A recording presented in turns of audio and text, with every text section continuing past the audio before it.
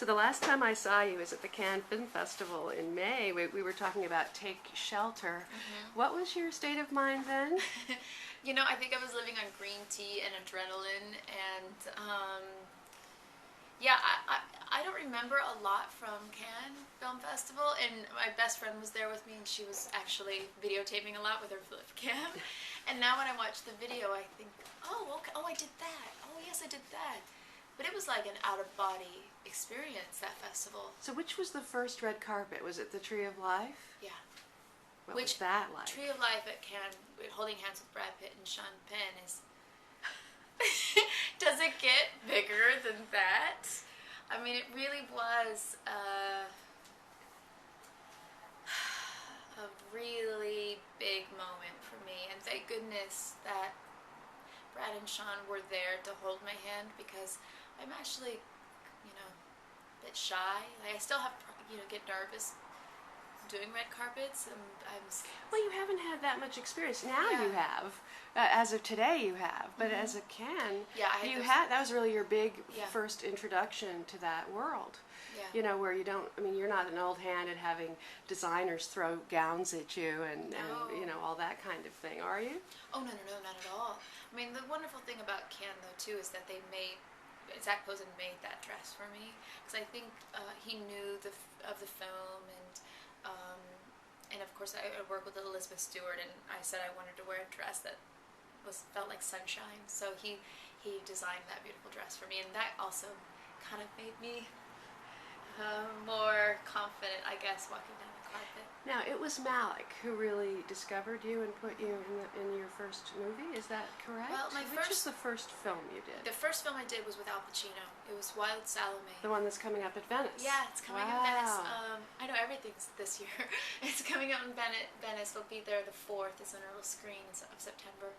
And what's taken that so long to come out?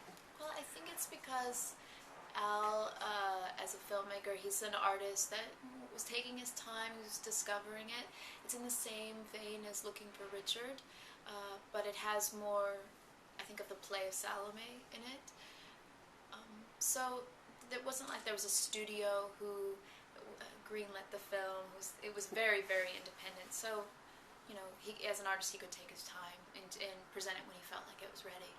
So you're all over Shakespeare. I just saw Coriolanus this week.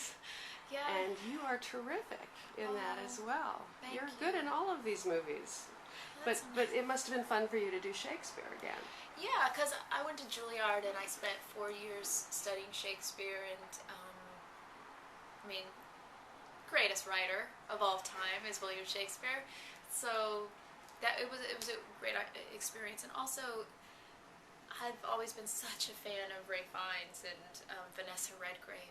So for me, doing that film, it was more about the opportunity of being in a room with them. It's like, you know, I get to be a fly on the wall and watch Vanessa Redgrave in rehearsal. Well, it's like, you know, she's this extraordinary, powerful figure, and you're the more feminine. You represent womanhood on some level. I mean, even if she's his mother, the two of you against each other is very interesting. Yeah, it's a really interesting dynamic.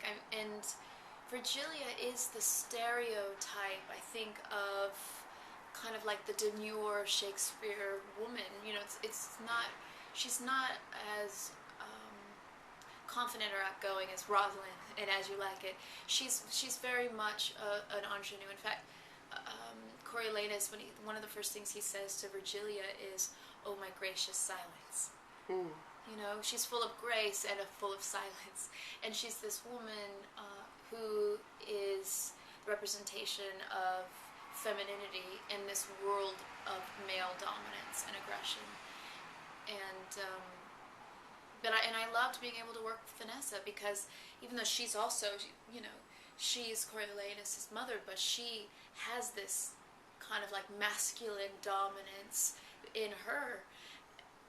And the two of them, you know, Virgilia and Volumnia together, I think is interesting, because especially the scene at the steps going after the tribunes, Volumnia brings out kind of more fire in Virgilia. That's true. Yeah, it's absolutely true. I'm very curious to see how that movie goes forward. it must be really strange for you to have these movies tumbling all over each other all at once, and some of them were delayed, like this film, The Debt. Right. This should have come out a year Last ago, year, yeah. and of course Miramax and all the stuff, and now you have a terrific, strong distributor focus, but it's tumbled in on The Help and everything else. I saw you at the premiere the other night of The Help, and that just opened, and now this is going to open. I mean, you must be going to one junket after another. Yeah, it's a little, I wouldn't have chosen it to happen like this, because it does feel a bit daunting to be so exposed. Yeah. And as an actor, I want to be able to disappear into my roles and to kind of keep people guessing, like, what am I going to play next? And when you're so out there, it really threatens that ability to disappear, because the more people know about you, then the more they decide who you are and what you should play, and